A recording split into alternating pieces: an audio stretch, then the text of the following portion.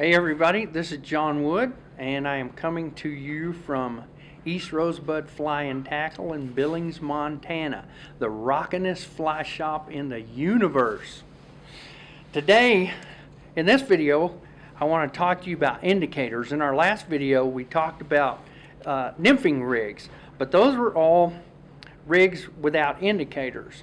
And I just wanted to go over the different types of indicators and the applications where you might want to use those. There's a couple of indicators for that rig. One is these Pulsar indicators, and basically all this is foam with a sticky back on this little card right here and a brightly colored piece of paper on the top. Super light, super easy to use, not reusable.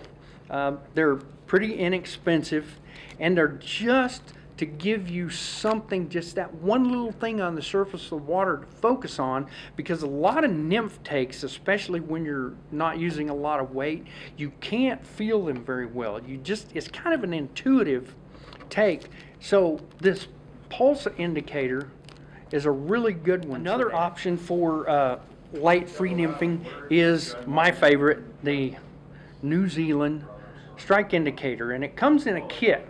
And what you're going to get in the kit is a threader with pre-cut pieces of tube. They're cut just a little bit longer than 1/8 of an inch.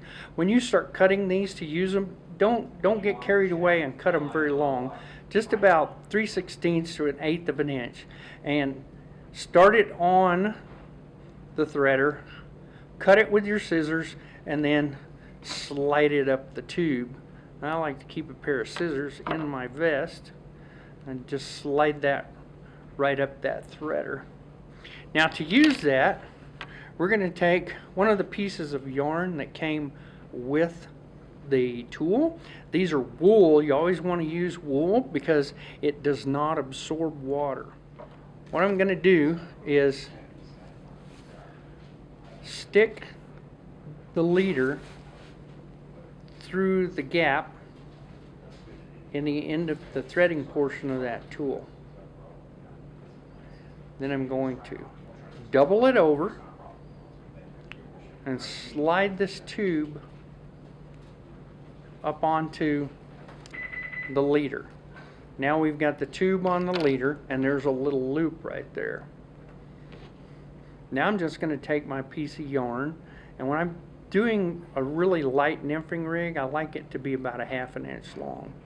And then you're going to take that, slide that tube right up against the yarn, and then just pop it over the loop. Once you've done it a few times, it gets a little bit easier. And now, then you pull your leader straight, and that keeps you from getting a kink as you're fishing in your leader. And you can take that and you can slide it up and down your leader, but it stays on there tight enough that it won't slide up and down when you're casting. So that's a pretty awesome setup right there. And if you want to suspend some heavier flies, just cut off a larger piece of yarn and do the same procedure. Now, when you're doing, say we went to tight line nymphing, where we're adding more weight to the leader, and you're really wanting to get right down to the bottom, you want a slightly larger indicator. And another option for that is these Loon Tip Toppers. And what you do is, I'm just going to show you real quick. You see this black O-ring right here. We're going to use this tube from the New Zealand indicator as that O-ring. You just want to loop your leader over like this, bring it through that O-ring, and then loop it over the entire indicator. And that O-ring is pretty good at holding it in place, but I find these slide a little bit. The only downside to these is that it puts a pretty serious kink in your leader. But if it's what you've got, it's a really good indicator, especially if you don't want a lot of splash and you don't want to spend the money to purchase this New Zealand indicator kit. Another one is the stopper and peg style of indicator. Now this is the hairline. Before you tie your flies on, you know you're going to be nymphing. What you want to do is get down to the end of your leader, pull the peg, slide your tippet through the indicator, and then just push the peg back in there. These are quick, easy, pretty dang dependable.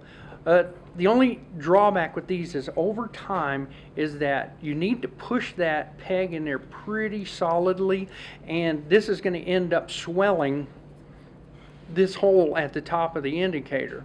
Now the fix for that is to switch it around and use it upside down, and you can get quite a bit of use out of this single indicator. Now back when I was using these regularly before the next one I'm going to show you came out, I could get a year out of this one indicator, and it comes in a package of 4, so they're pretty darn economical.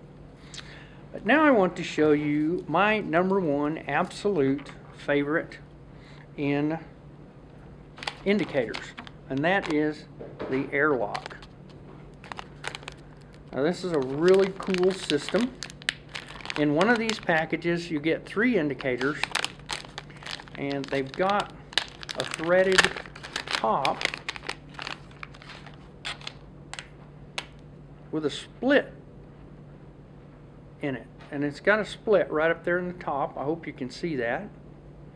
And what we're going to do is we're going to take and just drop the leader into that slot in the top of the indicator, and then put the screw back on. Now this is how I like to use it, but I know other people that like to do it slightly different.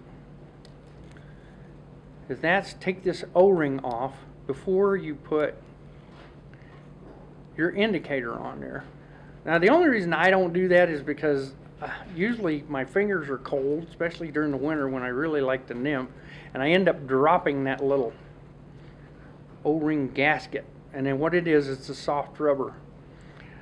Now that's on there, it's intended to keep this nut from backing off, but if you cinch that down good enough that it's not going to slide up and down in your leader, I've never had one come off, except for operator error, and I'll admit there has been some of that. But the great thing about this one is you just back that nut off a little bit and slide it up and down your leader to the depth that you need.